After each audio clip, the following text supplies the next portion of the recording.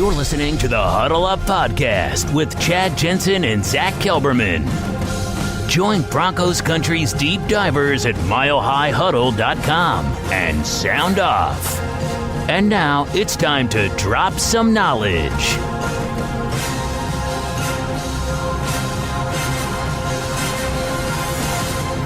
Welcome in, everybody, to the Huddle Up Podcast, presented, as always, by Mile High Huddle and 24/7 Sports, powered by Overtime Media. I'm your host, Chad Jensen. With me, as always, is my partner in crime. You know him, you love him, is your Denver Broncos reporter for 24/7 Sports. He is Zack Kelberman. Zack, here we are, whatever it might be, 3-4 days after the conclusion of the NFL draft.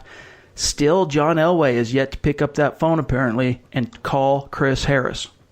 Yeah, he said he would make contact with Harris's camp after the draft, and as of yesterday, according to NFL Network, no contact has been made. The size remains stagnant.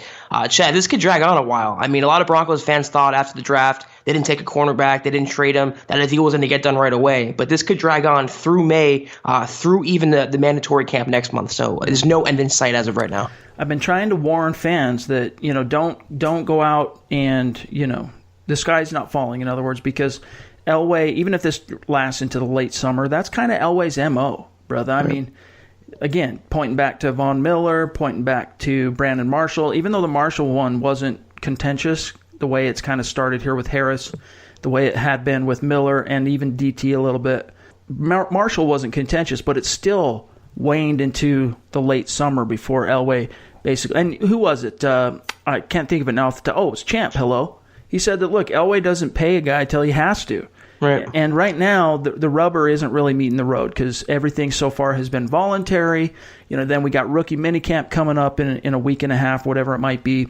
And the vets really, until they get to the mandatory minicamp, then it becomes serious. My bold prediction is that you probably won't see movement on Elway and Harris until close to that mandatory camp. He'll probably get together and say, look, hey, are you planning on attending mandatory minicamp? And if Harris is like, no, pound sand, not till you pay me, I'm not moving a muscle, then maybe it's a conversation. And either way, I think it's still going to get tied up this summer. I really do. Yeah, he has no incentive to show up before next month because all these practices this month, these OTAs, they're all voluntary. So he's within his right. He's still under contract. But it sounds like he wants to stay, but he's worth $15 million. He says the Broncos want him to stay, but he's not worth $15 million in their eyes. So that's where the fork in the road is. That's where the stagnation is. And until one of those parties succumbs to the other, they're going to continue bumping heads. It's just how negotiations work. Yeah. But as far as a parting message to our listeners and to fans, honestly, it's irritating because, everyone, and especially in today's day and age, we want everything to have instantaneous gratification where everyone's worried about Chris Harris and, you want resolution now. But I really wouldn't worry too much about it. They're still working on kind of the football clock, and it'll happen. So today we're going to dive into a few topics as it relates to the Broncos roster. And if we have time, we're going to touch on a few of the vets who were put on notice as a result of the 2019 draft class. But first, just a couple of quick reminders. You guys make sure you're following the show on Twitter, @HuddleUpPod. Open up Twitter, easy to do. Find @HuddleUpPod. It's the best way for you to keep your finger on the pulse of what's happening with the show in real time. And then don't forget to leave your 5-star rating and creative review on iTunes. You guys have done a phenomenal job the last 2 months helping us out on that. So get that done.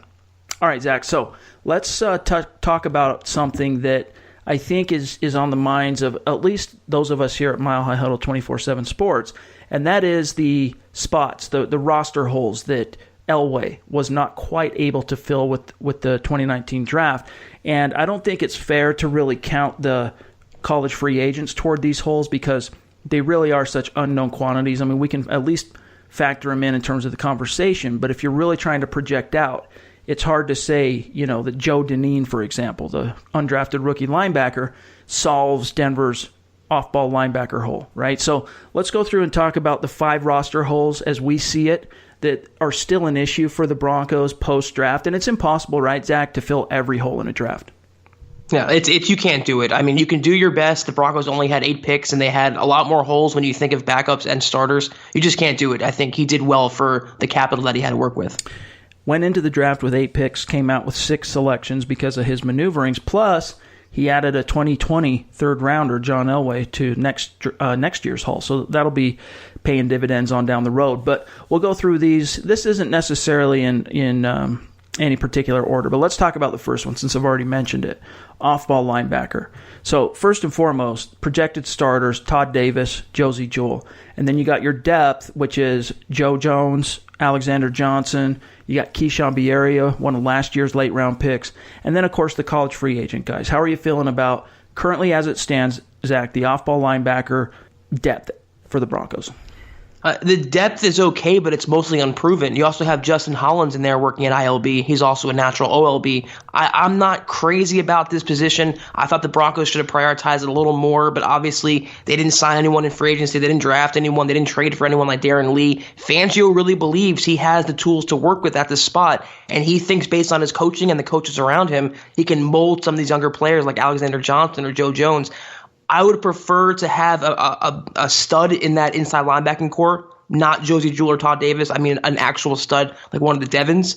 But the depth, if he can work his magic, Fangio, they can find a starter in there. But I'm not sold just yet. Yeah. I mean, I'll credit a friend of the site, Cecil Lammy, for this phrase, the Fangio bump. That's something that Cecil likes to mention. And there's certain, obviously, that you can look at the entire defense and go, you know what, the whole defense is going to get a Fangio bump. They're going to benefit from a Fangio bump in play in 2019, just because in a similar way that the defense got that bump from Wade Phillips in 2015. But I think the linebacker positions are the two that we can really, inside and off and outside linebacker, are the two spots that we can really see the biggest impact coming from Fangio. And since we're talking about inside linebacker at this point, I know people have their doubts, Zach, about Todd Davis and about Josey Jewell, and I understand why. There are definitely some concerns and limitations there, but you know, I'm really curious to see how they respond to the coaching and the X's and O's acumen of Fangio and his staff there. They might end up being able to kind of outkick their coverage, so to speak, in 2019, and maybe not make this as immediate of a hole as it kind of feels in May. Well, let me just say that not every single player is going to respond to Fangio's coaching. Not every single player is going to be a superstar. So if they can get a couple contributions out of this linebacking core, a couple players, they'll have done their job. And I agree with your premise, though, that Todd Davis is a solid player against the run. He's a solid two-down thumper. And as long as he's used exclusively in that role, I don't have a problem. The problem comes when you stick him on third downs, linebackers, tight ends, and pass coverage when you misuse him. As long as the coaches use Todd Davis correctly, he can be an effective player. Same for Josey Jewell. I just wish the Broncos had a true sideline-to-sideline, three-down pass-covering phenom like a Devin White on this roster. But all things considered, they have studs up front, studs in the secondary, studs at OLB. You can't have all pros everywhere. It's enough to get by with, Chad. Yeah. I still have nightmare visions of Todd Davis running behind George Kittle in San Francisco. And just, I worry that that's what, the fate that awaits this Broncos defense. But again, thinking about the bump, even in a worst-case scenario, if Todd Davis and Josey Jewell are your first and second down linebackers, and then one of them leaves the field and Asua Cravens comes on, or whoever it might be, to play that dimebacker role, there's ways to kind of scheme and work around it. And I think, honestly, unless one of these guys like Alexander Johnson or even Joseph Jones, who obviously I don't expect. I think Joseph Jones, at least in Denver, has kind of hit his ceiling. He's going to be that special teams ace. He's going to be that depth linebacker. Even though I think there's more, I think the way the team views him, he's kind of hit the ceiling that they're going to allow him to reach. So Johnson, he's an unknown quantity. Who knows? He might surprise and shock everybody this summer in camp. Keyshawn Bierria, even though he was, to me, very lackluster in preseason, and we only really got to see him as far as regular season on special teams. I think he did dress for a few games, and he did get a few defensive reps late in the season. But if a couple of those guys end up kind of being dark horses that come out of nowhere, which, this is the NFL, and these guys are developing all the while. Even though for us it can be out of sight, out of mind, these guys are working on their craft. They're working with their coaches. They're working with their trainers, and they're constantly honing their craft to improve and get better. And so oftentimes you see guys take that quantum leap that kind of come out of nowhere. And who's to say, Zach, it might not come from one of these depth linebackers? Yeah, and don't forget that Fangio wants to use even Bradley Chubb rushing inside. He wants to move around the formation. I agree with you that Fangio is going to hide a lot of the Broncos' deficiencies with good coaching. It's one thing the Broncos haven't had the last couple of years, and between the lot, they have enough to succeed with. There's no true all-pros in there, but between the coaching with Fangio, Brandon Staley, Reggie Herring, they have enough to get by, I believe. All right, let's move on to the next one here. The Denver Broncos, of course, drafted Dalton Risner in the second round, and even though he mostly played right tackle in college, the Broncos envision him as an interior player at the next level. So that really does leave out a swing tackle. As it stands currently, the Broncos have Garrett Bowles, Jawan James, and then maybe you could view Elijah Wilkinson, because that's the role he played the first couple years he was in Denver, counting his practice squad time, as a swing tackle candidate. I still don't think the team's really viewing him that way. So I don't think, as far as analyzing the roster, it would serve us the best to put him in the conversation. But the Broncos did sign a trio, I think it was, of offensive tackle, or at least offensive linemen, a couple of whom are going to compete for that backup job, the swing tackle job. But I'm not convinced at this point, Zach, that whoever the swing tackle ends up being for the Broncos in 2019 is currently on the roster. And Jared Veldheer, it sounded like he's going to end up defecting over to New England. Yeah, the Broncos probably should have added a veteran just for depth. But the thing with Denver is they love to cross-train their linemen. Reiser can play all three positions. Wilkinson can play guard and tackle. You can have McGovern move inside. So if there's an injury that arises, you have linemen that can step in at a moment's notice. I would feel better, though, I agree with you, if they had just a true tackle on the roster. I wouldn't have minded Veldheer on a cheap 1 or 2 year deal even. But you can't really look to bring back all your free agents. You have to kind of look to the pool, and the Broncos didn't prioritize that. I just feel with the cross-training and Mike Munchak, they can get by without a true swing OT. I talked to Eric Trickle about this very issue, and he brought up Jared Veldheer as really being the best option available to the Broncos right now, but he's probably going to cost way more than they're willing to pay for a swing guy. And so what Eric told me is that, Elijah Wilkinson, obviously he was moved inside, and right now, the only backup tackles the Broncos currently have are Jake Rogers and the undrafted rookie, Jake Leglu. That's not necessarily a good thing because Bowles has struggled, and as high as we all are on Jawan James, he's also struggled with injury over the years, Zach. So this is one area, if we're putting it in order of, how big of an issue it might be for the team, I might actually put offensive tackle depth higher currently than inside linebacker, because at least inside linebacker has the benefit of great coaching and excellent, complementary pieces around it on the defense. Yeah, but so does Mike Munchak. He has that voice too. So I'm confident that if he's in that room and he pined for some of these undrafted guys, and knowing Elway's track record with undrafted free agents, hopefully a guy like Leglu can step up. They can develop a guy. I've been saying it for over a year now. They haven't molded that true backup offensive tackle of the future. They keep just bringing in these veterans as placeholders. They finally came to their senses by handing Jawan James a long-term deal, by drafting Dalton Risner, but they don't have a true backup tackle. Maybe Wilkinson, maybe someone like an undrafted free agent, but I also agree that this is a higher priority. They have to bring in a true veteran guy. Veldheer would have been perfect, Chad, but obviously they see a difference in his value. Let's also talk about, and this one really isn't that severe, especially if Chris Harris, it all works out there in the negotiations, but cornerback. Elway obviously did not address it in the draft. He did sign Elijah Holder, I think his name is. Am I getting that right? As an undrafted rookie to come in and compete, but let's just assume, just for the sake of argument, just playing devil's advocate, and that maybe Chris Harris is not a part of the conversation in 2019, although I really do think he will be. You got Kareem Jackson, you got Bryce Callahan, you got Isaac Yiadom, and then it really falls off a cliff. So even though on paper today the Broncos are a solid 4 deep at the position, as we learned last year was a great example, Zach, that all it takes is one injury to that core, and it builds up momentum, and pretty soon you're starting Isaac Yiadom, and quarterbacks are just feasting on your defense. So it might not be like an immediate need today, because if Chris Harris does get re-signed, I think it'll be okay, but it's something to keep an eye on. This is one of the first drafts I can remember in a long time that he didn't take a corner. And it says to me immediately that he either feels confident in getting something done with Harris, or he likes the current cornerbacks. Even without Harris, though, they can get by.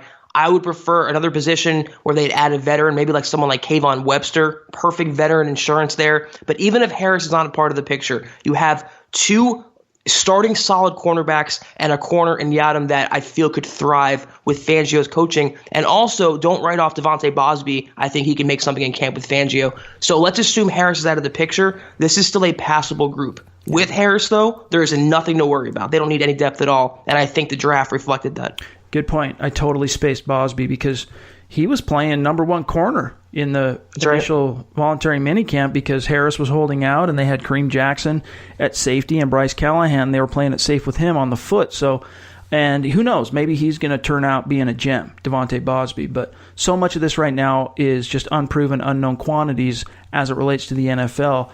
And it's just going to take more time to really flesh out the truth in terms of how deep the Broncos really end up being at cornerback. Now, let's keep it on that side of the ball, safety. Now, this is another one of those positions that honestly, going into the draft, I didn't think was that big of an issue for the Broncos. I mean, you always want to have depth.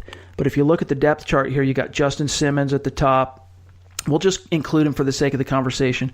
You got Kareem Jackson, can play safety. You got Will Parks. You've got Sua Cravens. You've got Thomas, DeMonte Thomas, Jamal Carter. And then you've also got the kid, Trey Marshall. So it's a deep group there, Zach. Do you really think it's that big of a hole heading into the summer? I don't think it's a giant hole, but so much is predicated on what they do with Kareem Jackson. Is he a full-time corner? Is he a full-time safety? Is he going to be a hybrid? Let's assume he's staying at corner and the starters are Parks and Justin Simmons. It's not bad. I'm a big fan of Simmons. I think he'll make a Pro Bowl leap this year. And Will Parks, to me, is better than Darian Stewart. So they've upgraded. I would have preferred, again, in the draft, they would have taken someone like a natural safety in the second or third round. But obviously, another position where Fangio thinks he can get the most out of the group that he has. Cravens is the wild card here. If he can step up and provide the Broncos with the ability that he has, he can add another dimension in this defense. But as of right now, it's a solid but unspectacular group, Chad. Yeah. Let's talk about also the burner wide receiver, even though I think this is something that has really been overblown because, you know, all wide receivers are pretty dang fast. If you're in the NFL, you're probably running 4.4, 4.5 as a wide receiver at worst. And even though Joe Flacco's coming in, he's used to having that elite receiver on the outside who can stretch the field. In a perfect world, if Emmanuel Sanders' recovery all goes as planned, this is a non-issue, but you just don't know what to expect with a 31-year-old recovering from an Achilles. And so now it's a conversation. Obviously, the Broncos did take a wide receiver in the draft. In the 6th round, they traded up to grab Juwan Winfrey, but he's not exactly the burner type. You know, he's 6'2". Or might even be 6'3". Off the top of my head, I'm not positive. But he's not a burner. And so the Broncos did sign a couple of wideouts after the fact. Kelvin McKnight, wide receiver. Also Trinity Benson, who you kind of view more as a weapon, an offensive weapon. My guess is they'll put him at wide receiver. They'll kind of play him like a Trendon Holiday type, where he's small enough to play either position. If you want to get creative as an offensive coordinator, you can find a way to utilize him. But he ran a 4.4 40 at his pro day, Trinity Benson. So he's a sleeper option here, Zach. And then also we can't forget Brendan Langley. Benson, to me, screams special teams maven like a Isaiah McKenzie type. I don't know whether that's going to pan out or not, but he's not that starting burner type they really need. We're all assuming, though, that Emmanuel Sanders is 100%. If he comes back week 1 healthy, this receiving core is fine. They have possession receivers, big body catchers, fast receivers, everyone for Joe Flacco. If he's not, then it's a problem. You don't have anyone who can stretch the field, maybe except for Phillip Lindsay and Noah Fant. No one in that receiver core. To me, it's not River Craycraft. To me, it's not Brendan Langley. I'd be surprised if he even makes the roster, Chad. So this is one spot I would have preferred the Broncos maybe not trade up in the back end of the draft. Maybe use that 6th or 7th round pick on a true burner. Yeah. But, you know, that's the only gripe I have from this draft class, as we talked about already. By the way, since we're on the topic slightly of undrafted rookies the Broncos signed, has anyone gotten a load of the George Aston, the fullback? His neck, dude. His neck is wider than his ears, bro. Like, it's insane. Have you seen that? He puts Janovich to shame. Yeah, he's kind of a beast. He is a beast. So it's kind of interesting. And some fans are wringing their hands over, oh, I can't believe the Broncos added a fullback. You know, we got Jano. If only we had 22 Janos, you know, the old cliche from our friend Brock Olivo. But you got to remember, Janovich is entering a contract year. And even though the addition of Rich Scangarello portends well for him in terms of his role growing and usage growing, because you look at what he saw with Kyle Juszczyk, or however you pronounce that dude's name, in San Francisco, things are looking good for Andy Janovich. I even wrote a story about it when they convened at minicamp in April. But the addition of George Aston, I guess it's just sending a message, or maybe they just really liked him, and knowing that Andy Janovich is entering a contract year, they wanted to bring him in and get a look-see. Maybe. I think this has Tom McMahon's fingerprints all over it. I think it's just special teams depth. I mean, he's been one coach that's been outspoken about how bad they were last year, how much they can improve. They signed a new kicker. He's a guy that's not afraid to speak his mind. So I wouldn't be surprised if he's stumped for some of these players. In the end, if Janovich isn't the week one fullback, Chad, the Broncos made a serious mistake. He's a top 3 guy in the NFL. Yeah. It'll be interesting, though, just to see how long Aston can stick if the Broncos end up trying to keep him around on the practice squad, because he's not making the final roster. No. No team in the league, especially modern NFL, is going to carry 2 fullbacks. So unless Andy Janovich goes down with some kind of an injury, knock on wood, George Aston, best case scenario for him in Denver is the practice squad. So we still have a few other topics we want to dive into on today's show. But first, you guys, we're going to take a quick break. We'll be right back. This is the Overtime Podcast Network. All right, Zach, so we've touched on the biggest roster holes that remain. You got free agency in the books now and the NFL draft. We covered that ground. Let's now talk about, and I think a good premise to vibe off of is this article that Eric Trickle published on Wednesday morning. 5 Broncos vets who were put on notice following the draft, and 6 who dodged a bullet. Let's see if we agree with him. The first guy that he's got on here as dodging a bullet is Chris Harris Jr., because as we talked about, the Broncos did not draft a corner. There's still concerns there about depth, but as we had talked about heading into the draft, Zach, we felt like if Elway was seriously considering not at least engaging Harris in contract talks, you'd see the Broncos take a corner somewhere in the premium rounds, and they did not do that. Yeah, I think it became clear after the first or second day what he was going to bring back in a trade, and it didn't meet the Broncos' demands. Maybe they wanted a second or third, and he was only fetching a 4th or 5th. But yeah, it was a big thing for him to get through. Still, as we talked about, there's more room to grow between the sides. It's not a done deal just yet, but obviously, yeah, he did dodge a bullet by staying with the team and having no other competition on the roster to come back to. Yeah, and I have a sneaking suspicion that all along Elway has had every intention of getting a deal done with Chris Harris, but there's just the posturing aspect, and anything he can do to create maybe a little bit more desperation on Harris's part, get him to drop down from $15 million down to $12.5 or $13 million. If it takes being kind of a you-know-what in the media and taking a hard line to get that done, that's a risk Elway's willing to take. And he did it in spades. I mean, he pumped up his leverage as much as he could, and he knew the Broncos had all of the leverage, and he's still sitting in the driver's seat. Harris remains under contract. People think he's unsigned, he's holding out. No, he's under contract. He's still the Broncos' property for one more year. Yep. All right, here's a guy I completely agree with Eric Trickle's list here that is on notice, DeMarcus Walker. Now, he's a guy, Walker, that both Zach and I have talked about as just kind of being an untapped potential guy, But unfortunately, he's a member of that 2017 class that just seemed to be the epitome of entitled. And he hasn't really grasped his opportunity by the horns and made something of it in his 2 years so far in Denver. And it's kind of sad. I mean, if you think about it, it's quite a shock that he was a second-round pick. And the few amount of games that he has dressed, Zach, it's really quite sad. And now, I mean, that should be a slap in his face. If that's not a reality check to Mr. Living Legend 44 on Twitter, I don't know what is. And then now you got Draymond Jones coming in as a third-round pick who's a phenomenal player, likely hand-picked in tandem or in part or in partnership with Vic Fangio. So Walker's definitely on notice. I'm not saying that he's doomed, but if he didn't take that as a wake-up call, Zach, then his time in Denver is probably short. I mean, Walker's no stranger to getting slapped in the face. They moved him to OLB right after he was drafted, so he's known nothing but bad coaching, Chad. And I'm not saying he's going to be a great player or going to justify his draft status, but they have to give him a chance with a better coaching staff. Maybe he doesn't fit in the system. Maybe he's miscast. Maybe he's a bust. We don't know just yet. All I've seen with my eyes every time he's on the field, he's been around the football. And I want to see players like that. It doesn't bode well necessarily that they took Draymond Jones in the 3rd round, but the more the merrier. Competition will only make the Broncos better, and you can't have too many pass rushers. So he is on notice. It's make or break. It's crap or get off the pot time.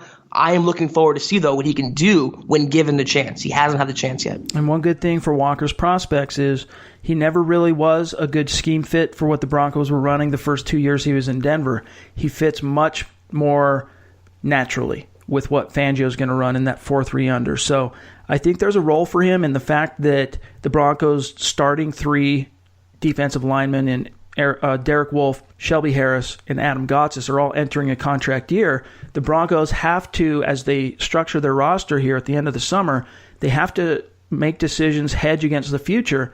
And even if Walker doesn't blow the doors down in training camp, that type of consideration could be the sliver of daylight he needs to get his foot in the door and hold on to a roster spot, buy himself more time to impress Fangio. But I think if he doesn't make himself known in a big way this summer in training camp, he might not last long enough to even have that conversation on the doorstep of the regular season. Yeah, I think he's a much better fit in the 4-3 scheme the Broncos will run, or the looks they'll run. And if he can't succeed there, Chad, he's probably going to be a bust. So we'll know this summer where DeMarcus Walker stands. All right, dodged a bullet. Devontae Booker, running back. Of course, the Broncos did not draft a running back this year. They did sign one in Devontae Jackson as a college free agent. But Booker, I guess in a sense, he did dodge a bullet, even though I don't think there was any realistic possibility that he was going to be hitting the bricks. Even if the Broncos, maybe drafted a Bryce Love or a running back later in the draft, mid-rounds to late rounds, I don't think Booker was going anywhere, Zach, because the team has remained steadfastly supportive of Booker. They're high on Booker. He's coming off his best year as a pro, and he's in a contract year. So he might not be a player that ends up returning for a second contract, but I think he's going to get every opportunity to play out the entirety of his rookie deal. Let's not forget the fact that Lindsey and Freeman were both hurt last year, and Lindsey still has no timetable, Chad, to return from wrist surgery. And I don't think it's a bullet being dodged. There was no bullet to dodge. Like you said, he was always a big part of the Broncos' plans, and he's good depth. And like you and I agree, he's a good player when given the chance. So I'm glad that he's sticking around. Just the performances that Curtis Modkins was able to get out of all those running backs, phenomenal. It really boded well. It bodes well, I should say, for Booker's future. And he might not have necessarily dodged a bullet, but I think you could at least say maybe that, he's resting a little bit easier that the Broncos didn't draft a running back. Now, here's a couple of guys on notice. We'll kill 2 birds, 1 stone here. Quarterbacks, both Kevin Hogan and Garrett Grayson, are most definitely on notice because not only did the Broncos draft Drew Lock in the 2nd round, they also signed Brett Rippon. So it hasn't been made official yet, at least to my knowledge, at the time of recording this podcast. But as we talked about in a previous episode, the report is that the Broncos offered Rippon 6 figures in guarantees to sign in Denver. So Kevin Hogan, Garrett Grayson, you're on notice. They're gone as far as I'm concerned. I mean, why even keep them around? What does Kevin Hogan bring to the quarterback room in terms of upside that Locke and Rippon don't have? So and if it was up to me, I would keep 2 on the 53, and I would put Rippon on the practice squad. That's the way I go about it. You have no benefit in keeping Garrett Grayson, a practice squad arm around, or Kevin Hogan, who was only signed because they had no one left last year after cutting Lynch and Kelly. So as far as I'm concerned, they're not on notice. They're gone. It's only a matter of time. The Devil's Advocate fans, I've already seen it on social media, are saying, well, don't be so quick to, get rid of Kevin Hogan. I mean, he's the only backup that has any NFL experience. And while he does have technically NFL experience, he's been in the NFL a while, and he won a couple of Rose Bowls at Stanford, and, he's got some starting experience as a quarterback playing at the highest levels of the game. He's only started 1 game in the NFL. So for those thinking to yourself, he's got all this, wealth of experience as a starting quarterback in the NFL, 1 game.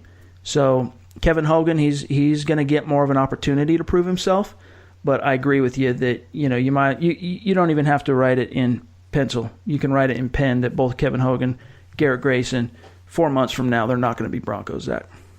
I mean, if Flacco goes down, this season's in the tubes anyway, and at that point, I'd rather have Drew Lock in there getting experience and seeing what he can do than throwing Kevin Hogan in there, who's a below-average NFL quarterback. So I just think by the time September rolls around, he'll be unemployed.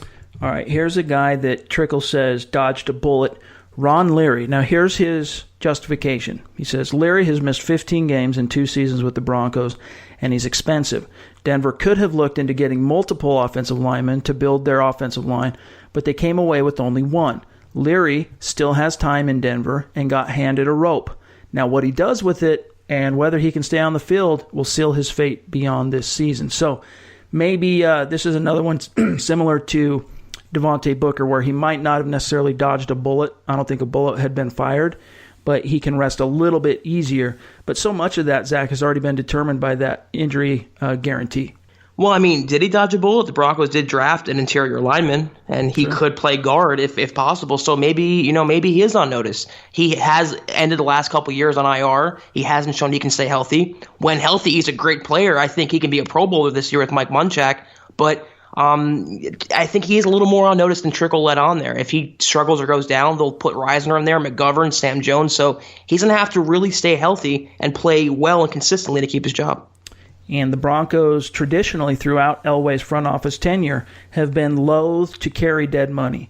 But the last year or so of real time, the Broncos have proven that if it takes getting rid of players who are not living up to their contracts, the team is willing to carry dead money. So Ronald Leary, you need to turn the ship around, and hopefully, I think really all it comes down to with him is health. If he can get healthy and stay healthy, he's going to be great because he's a phenomenal leader. He's great for culture, and he's a good player. And under the wing of a guy like Mike Munchak, he does have a Pro Bowl type of potential. So we'll see what happens there. Now, he's also got 2 safeties on here, having dodged a bullet, Sua Cravens and Will Parks. And while we've already touched on the fact that safety remains kind of a minor need in terms of depth, do you agree that these 2 players dodged a bullet, Zach? I think Will Parks dodged a bullet because he's in line to start, but Cravens to me is on notice. I mean, he had issues coming out of the Redskins, and he didn't do much last year. He had attitude issues, and Fangio is take no BS. I mean, if that didn't fly with Vance Joseph last year, it is not going to carry him far with Vic Fangio. So he is definitely on notice to a Cravens, and Parks did dodge a bullet because he is not what some consider starting material, starting caliber, and right now he's penciled in there. So that's the way I see it, Chad. Yeah, I do not disagree. Cravens needs to show that he was worth the investment that the Broncos gave up to get him here from Washington. And last year, again, it was passion for football questions, maturity issues, entitlement issues. Same old. Yes. Yep. So hopefully a new coaching staff can get something out of him. If not, because he is a talented player, but if not, you got to hit the bricks. All right, 3 more here, and then we're out. You got Garrett Bowles he has listed here as a player who dodged a bullet. And let me just read his little clip here. He said, Denver did technically draft a tackle, but they'll be playing Dalton Reisner at guard. There was speculation the Broncos could draft a tackle and move Garrett Bowles inside to guard. With a weak group of tackles, though, Denver did not add another, which means Bowles will be staying at left tackle. However, this is the make or break year. Now, do you agree with the premise that 2019, his 3rd year in the league, and the Broncos also have that 5th-year option they can exercise on him? Do you agree, and this is kind of a common thing too amongst fans, do you agree that this is a make or break year for Garrett Bowles? Yeah, I don't know how you don't. I mean, he's a franchise or hopeful franchise left tackle who struggled mightily the first 2 years. I mean, they're entrusting him with a lot, Chad, not just his contract, but protecting your 34-year-old quote-unquote franchise quarterback, protecting your eventual long-term quarterback in Drew Lock. Yeah, I mean, it is make or break. They say that NFL players need 3 seasons before you can judge them. Well, 2019 is judgment time for Garrett Bowles. I mean, he has to show improvement. There's no 2 ways about it. All right, 2 more here. Tight ends. We'll knock them out in 1. Jake Butt, of course, and Jeff Heuerman, because the Broncos spent their first-round pick after trading back to pick 20 on Noah Fant, a phenomenal seam-stretching tight end, great pass catcher, brings athleticism, twitch, explosiveness to that position. And I think, even though you've got Heuerman as the journeyman, so to speak, their veteran, I think by the time the season rolls around, you're going to see Noah Fant either starting, and if not starting, getting way more snaps than Jeff Heuerman. So I agree with both these, that Heuerman and Butt are on notice. For Butt, it really does come down to health, because if he can stay healthy, he's a player the Broncos really do believe in, but it's just a matter of fending off the injury bug, getting back on the field after 3 significant ACL knee injuries. My hot take is either Butt or Hireman will be off the roster by September. They're not going to carry this many tight ends unless they put Fumagalli on the practice squad. It's just not feasible, Chad. So maybe it'll be Butt with all his ACL problems and he'll never be the same more than likely, and it's a shame. Or Hireman, who they've resigned, but it was strictly a 1-year deal when you boil it down. They can get out of that deal if they wanted to, and they drafted a tight end in the first round. That doesn't really bode well for the job security of all involved. They say that Fant will have to prove his worth, Chad, but to me that's coach speak. It's a first-round tight end, the best tight end you've had since Shannon Sharp or Julius Thomas. You're going to play the guy, and you can't carry that many. So both are on notice, Butt and Hireman, and I would not be surprised if one of them, Butt is my choice, is cut. I think the Broncos have a lot more faith in him than that. I think they're going to give Butt a little bit more time to prove himself, and that's unless, if and unless his knee just really doesn't show any signs of progressing and giving the team any confidence that he can rebound. But according to his conversation he had on Denver radio a couple of weeks back, his recovery is ahead of schedule. He's feeling great. But, you really expect someone to say that, right? I mean, right. How often do you hear a player who's recovering from injury do a media event and go, I'm really behind schedule. This dadgum knee, man, it's plaguing me. I wanted to be able to run by now, but I can't. You just don't hear that stuff. And if a player is really struggling that way, you just don't find them making the rounds media-wise. So, you take that for what it's worth. But I do think the Broncos still have plans and hopes for Jake Butt. And if he does end up, recovering in time, I think he can have a role. And I still think there's a reasonable chance you could sneak a Fumagalli onto the practice squad. But the flip side of that coin, because I agree with you, the odds of carrying 4 tight ends are slim. 5, forget about it. Fumagalli, though, the injury he's coming off of, he's already healthy. He's ready to go. Jake Butt's behind in that sense. So he's got some ground to cover. He's still got a month and a half, 2 months, whatever it might be, before the dog days of training camp. So Fumagalli's prospects are probably a little bit better, at least on paper, but I do think the team really is holding out hope for Jake Butt. Maybe, and we knew that Elway was a fan of his, and Butt was probably a top 2 round talent a couple years ago, and it's a shame he's gotten injured. But in my mind, anything you get out of him this year, even 1 catch, is a bonus. I just would not count on Jake Butt at all. 1 injury is hard to come back from, 2 is almost impossible, and 3 is just unprecedented almost. So I would not expect Jake Butt to do anything. I'd be surprised, but I'm not expecting it. All right, well, that'll do it for today's episode of the Huddle Up Podcast. As always, guys, make sure you're following the show on Twitter at Huddle Up Pod. You can find my partner, Zack Kelberman, on Twitter at Kelberman247, myself at Chad and Jensen. Don't forget to leave your creative review on iTunes. Give us that 5-star rating. And VIP subscribers, I put a thread up in MHH Insiders in the forum on the website for Friday's VIP mailbag. So whatever's on your mind, leave your questions there. Tomorrow we will return to answer those questions in the Mile High mailbag. Till then, for Zack Kelberman, I'm Chad Jensen. We'll talk to you soon. You've been listening to the Huddle Up Podcast. Join Broncos Country's deep divers at milehighhuddle.com to keep the conversation going.